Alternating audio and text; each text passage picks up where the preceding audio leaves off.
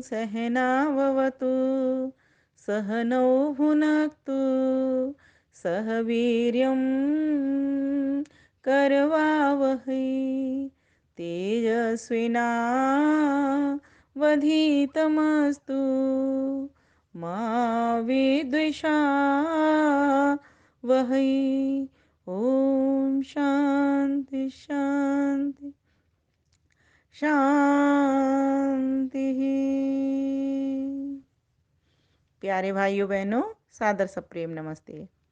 सत्यात प्रकाश तृतीय समुल्लास भाग 41 पर हम पहुंच गए हैं और पिछली बार हमने भाग 40 को पढ़ा था कि महर्षि दयानंद सरस्वती महर्षि कणाद के सूत्रों के द्वारा हमको बता रहे थे जो कि वैशेषिक दर्शन में हैं।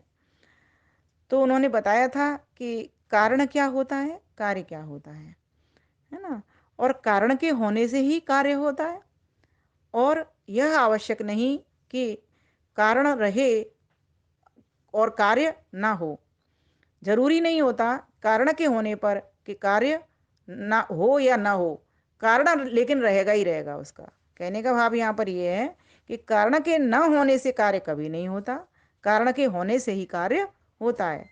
कार्य के अभाव से कारण का अभाव कभी नहीं होता। जैसे कार्य का अभाव हो जाए तो इसका मतलब ये नहीं है कि कारण का अभाव हो जाएगा, नहीं होता। कहा जैसे कारण में गुण होते हैं वैसे ही कार्य में होते हैं।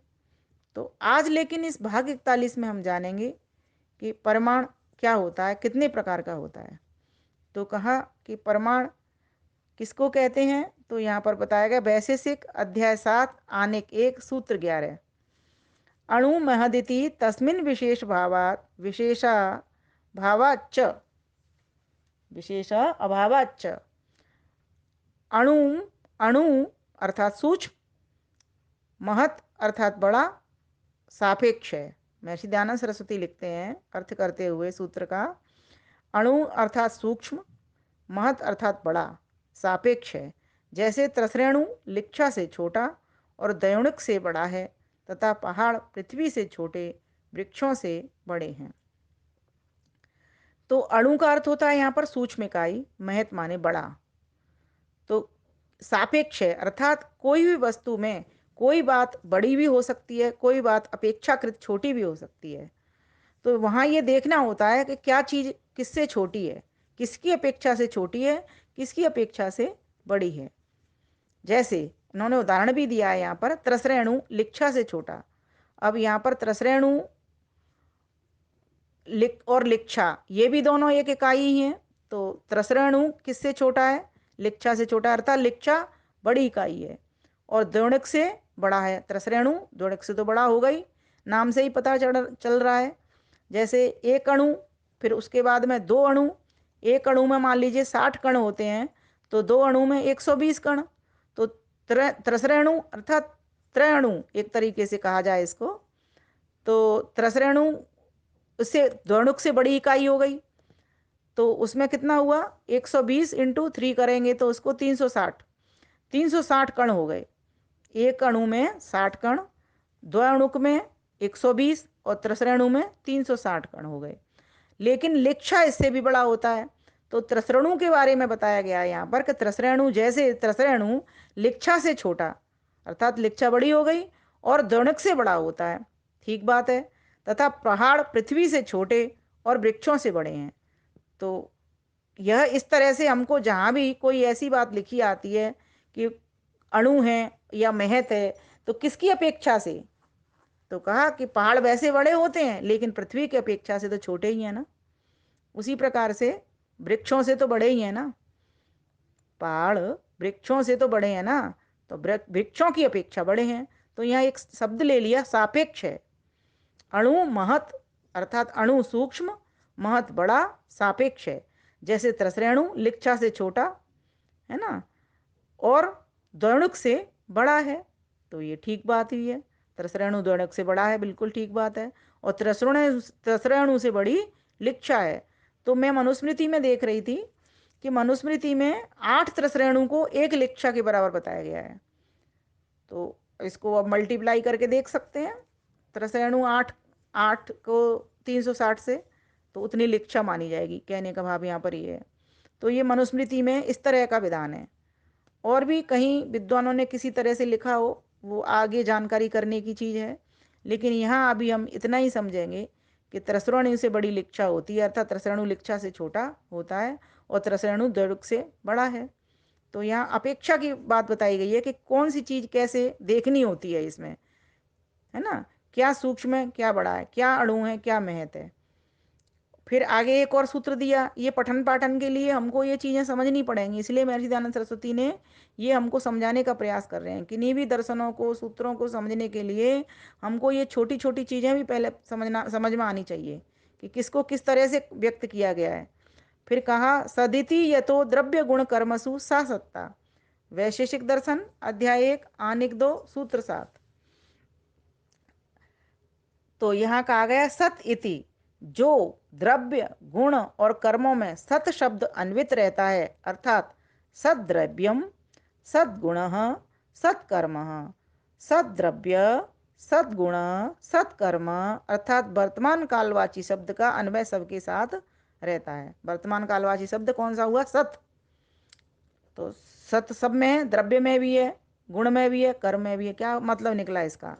कि सत माने सत्ता है, द्रव्य की सत्ता है, गुण की सत्ता है, कर्म की सत्ता है। जो है का बोध हो रहा है ना, कोई चीज है मतलब अस्थि, अस्थि का व्यवहार जहां हो रहा है उसको क्या कहते हैं? सत्ता। अब अगला सूत्र वैशेषिक अध्याय 1 आनिक 2 सूत्र 4। भावो अनुवृत्तेरेव हेतुत्वात् सामान्यमेव, जो सबके साथ अनुवर्तमान होने से सत्ता रूप भाव है सो महासामान्य कहता है। यह क्रम भावरूप द्रव्यों का है और जो अभाव है वह 5 प्रकार का होता है। तो ये जो बात बताई यहाँ पर कि महासामान्य किसको कहा गया है? कि जो सबके साथ अनुवर्तमान होने से सत्ता रूप भाव है। अब सबके साथ कौन? तो ईश्वर सब जगह रहता है, तो उसकी जो विभु सत्ता है सर्वत्र है, इसीलिए वो महासामान्य बात है। ये कोई एक जगह तो है नहीं जहाँ पर इसको फिर विशेष कहा जाता। अब ये तो महासामान्य अर्थात ऐसा कि सब जगह पर है वो परमेश्वर, तो उसकी ईश्वर की विभु सत्ता का सर्वत्र होना ये महासामान्य है। तो उदाहरण से ये बात आपको स्पष्ट हो जाएगी, इसलिए मैंने यहाँ पर उदाहरण दे दिया। और जो अभाव है वह 5 प्रकार का होता है। यहाँ पर ये बताया कि सत्ता मतलब भाव होना, ये समझ लो इसको, और अभाव माने नहीं होना, है ना। तो दो बात आई यहाँ पर। तो अभाव तो 5 प्रकार का है, अब इसको आगे खोला जाएगा कि अभाव 5 प्रकार का कौन कौन सा होता है। तो यहाँ पर भी वैशिष्ट दर्शन के 9वें अध्याय के सूत्र लिए गए हैं। आने के ही हैं, सूत्र संख्या 2, 4 और 5 ये क्रम से लिए हैं, और 10, है ना। तो इस प्रकार से इन्होंने ये 5 अभाव माने हैं। यहाँ पर किस किस तरीके से वस्तु को कहा जाता है कि ये वस्तु है कि नहीं है, कि कहाँ पर है, किस तरह से इसको कहा जा रहा है, व्यक्त करने का एक तरीका, नहीं को व्यक्त करने का एक ढंग है यहाँ पर 5 प्रकार से।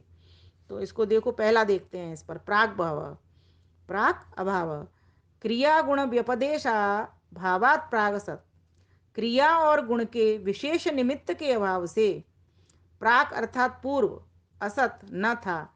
जैसे उदाहरण से समझ लो इसको, जैसे घट वस्त्र आदि उत्पत्ति के पहले नहीं थे। जैसे घड़ा है वो किससे बनता है? मिट्टी से। जब वो बना ही नहीं था तब वो घड़ा तो नहीं था ना, घड़े का भाव था। जब मिट्टी सामने रखी हो तो उसको क्या कहेंगे? मिट्टी है। और इसका दूसरा ढंग क्या है? घड़े का भाव है। क्या चीज़ नहीं है वहाँ? मिट्टी तो है, क्या नहीं है? घड़ा नहीं है ना। ऐसे ही वस्त्र आदि उत्पत्ति के पूर्व नहीं थे, तो जब वस्त्र नहीं थे तो क्या कहेंगे? वस्त्र नहीं है। तो ये वस्त्र का भाव हो गया। सूत तो है लेकिन वस्त्र नहीं है तब तक, तो वस्त्र आदि के उत्पत्ति के पूर्व नहीं थे, इसका नाम प्राक भाव है। बस, जो पहले नहीं था, वस्त्र नहीं था, तो इसको कहेंगे प्राक भाव। अब दूसरा आया प्रध्वंस भाव। प्रध्वंस भाव क्या होता है? जैसे कोई वस्तु होती तो है फिर होकर के वो टूट फूट जाए, तो कहा सत असत, जो होके न रहे। सत माने सत्ता होना और असत माने नहीं होना। बस सत असत भाव अभाव, इन्हीं को ही भाव अभाव कहते हैं। तो जो होके ना रहे, जैसे घट उत्पन्न हुआ और होके फिर नष्ट हो जाए, इसको क्या कहेंगे? प्रध्वंस भाव। कि बनी तो थी वो चीज़ लेकिन नष्ट हो गई। लेकिन प्राक भाव में क्या था? कि वो वस्तु बनी नहीं थी, तो क्या कह रहे थे कि वहाँ पर घट वस्त्र आदि उत्पत्ति के पूर्व नहीं थे, तो उसको क्या कहेंगे? प्राक अभाव, पहले नहीं थे। इसको क्या कहेंगे? थे तो बने तो थे घट आदि, लेकिन प्रध्वंस होने से वो अब नहीं है, तो क्या कहेंगे? प्रध्वंस अभाव। एक होता है हाँ अन्योन्य अभाव, इसको कहा है सत च असत, जो होवे और ना होवे। बड़ी मुश्किल सी बात लग रही है ये। तो यहाँ बताया कि इसको ऐसे कहा जाता है जैसे अगौ रष्टो न वष्टो गौ, यह घोड़ा गाय नहीं और गाय घोड़ा नहीं। तो यहाँ भी तो भाव है, गाय में घोड़े का भाव है, घोड़े में गाय का भाव है। अर्थात घोड़े में गाय का और गाय में घोड़े का भाव, और गाय में गाय घोड़े में घोड़े का भाव है ना। जैसे गाय में गाय है और घोड़े में घोड़ा है, ये तो भाव कहा जाएगा। और अभाव क्या कहा जाएगा? घोड़े में गाय का और गाय में घोड़े का भाव है ना। तो इसको क्या बोलेंगे? यह अन्य, अन्य में अन्य का अभाव है। अन्य में किसी एक वस्तु में दूसरी वस्तु का अभाव है, तो इसको कहेंगे जोड़ करके अन्योन्या भाव। ठीक है, तो इस प्रकार से क्या क्या जान लिया हमने? तो अभाव हुए ये 5 प्रकार के। एक प्राक अभाव जाना, प्रध्वंस अभाव जान लिया, फिर अन्योन्य अभाव जान लिया, और फिर एक आया अत्यंत अभाव। इसमें क्या कहा है? यच्च अन्यत असत अस्तत सत, जो पूर्वोक्त तीनों अभावों से भिन्न है उसको अत्यंत अभाव कहते हैं। जैसे नरसिंह अर्थात मनुष्य का सिंह कभी हुआ ही नहीं, असंभव है ना। ख पुष्प, ख पुष्प का अर्थ होता है, ख कहते हैं आकाश को और पुष्प कहते हैं फूल को, आकाश का फूल ये होता ही नहीं। बंध्या का पुत्र है ही नहीं, तो इसमें तो अत्यंत अभाव है, न कोई चीज हुई ही नहीं है, तो उसको क्या कहेंगे? इसमें अत्यंत अभाव है। अब एक और रह गया, ये है संसर्ग। तो इसमें क्या बताया? नास्ति घटो गेह, गेह कहते हैं घर को, घट कहते हैं घड़े को, नास्ति माने नहीं है। इति ऐसा सतो घटस्य गेह संसर्ग प्रतिषेध, अर्थात नास्ति घटो गेह, घर में घड़ा नहीं अर्थात अन्यत्र है। और सतो घटस्य गेह, घर के साथ घड़े का संबंध नहीं है। ये 5 अभाव कहे जाते हैं। अगर घर में घड़ा नहीं है, कहीं अन्यत्र तो है, कुमार के पास तो है, लेकिन हमारे घर में घड़ा नहीं है, तो क्या कहेंगे? क्योंकि घड़े का संबंध नहीं है घर के साथ में, तो ये भी तो एक अभाव है। तो अभाव का मतलब नहीं होना। अब पहले नहीं थी या पीछे नहीं है, या फिर किसी वस्तु में किसी और वस्तु का अभाव है, या फिर जो कोई हुई ही नहीं है ना, या फिर जहाँ पर कोई संबंध ही नहीं बना, हमारे घर में है ही नहीं वो, तो उसको अभाव। ये 5 प्रकार के अभाव बताए: प्राक अभाव, प्रध्वंस अभाव, अन्योन्याभाव, अत्यंत अभाव, गेह संसर्ग, मतलब संसर्ग अभाव, इसको कहें संसर्ग अभाव। कि मतलब उसको संसर्ग मतलब संबंध ही नहीं बना, घर में आया ही नहीं है, घड़ा है ही नहीं घर में। अन्यथा तो है, ऐसा नहीं है कि उसका पूरा वैसे अभाव है, लेकिन घर के साथ घड़े का संबंध नहीं है। तो इस प्रकार से ये 5 अभाव आज हम जानेंगे। तो आज हमने क्या क्या जाना? आज हमने जाना, जैसे कल हमने साधर में जाना, वेदर में जाना, कारण कार्य भाव जाने, ठीक है। आज हमने जाना अणु, जाना महत, जाना त्रसरेणु किससे छोटा है किससे बड़ा है ये जाना, ठीक है। फिर हमने सत्ता जानी, फिर हमने अभाव जाना। तो क्या क्या जान लिया हमने? वैशेषिक दर्शन के सूत्रों से अणु महत समझ लिया कि कौन किसकी अपेक्षा से छोटा है बड़ा है, ये समझने के लिए त्रसरेणु का उदाहरण जान लिया, सत्ता जान ली और अभाव जान लिए। तो ये 3 बातें आज हमने इस वीडियो में जान ली। अब आगे का जो भाग आएगा वह हम अगली बार पढ़ेंगे कि अविद्या क्या, विद्या क्या, है ना। और भी बहुत सारी बातें इसमें रह जाती हैं। तो ये वैशेषिक दर्शन का काम मुझे लग रहा है कल तक हम पूरा अगले भाग में 42वें भाग में पूरा कर देंगे। उसके बाद फिर सांख्य शास्त्र का और न्याय शास्त्र के 2 और श्लोक इसमें रह जाते हैं मुझे लग रहा है। उसके बाद फिर और कुछ नया विषय आएगा पठन पाठन विधि का ही। तो बहुत अच्छा ये दर्शन आपने पूरा समझ लिया। सोचो, वैशेषिक दर्शन बिना पढ़े ही आपने पढ़ लिया महर्षि दयानंद सरस्वती की कृपा से, कि उन्होंने हमारे लिए श्रम सत्यार्थ प्रकाश में ही कर दिया, और एक विषय ला करके मतलब 6 तत्वों का विवेचन कितने कम समय में हमने कर लिया। सोचो, इसमें पढ़ लिया। तो अब इसको और ज़्यादा अधिक समझने के लिए, खोलने के लिए, तो वैशेषिक दर्शन हमको पूरा पढ़ेंगे तो और अधिक अच्छे तरीके से हमको समझ में आएगा, पर मोटी मोटी बात हमको अब पकड़ में सभी को आ चुकी है। जहाँ कोई आपको शंका हो तो अवश्य आप लिख करके पूछ लें या बोल करके पूछ लें, हम अगले भाग में 42 में देने का प्रयास करेंगे। आप सभी का बहुत बहुत धन्यवाद। नमस्ते।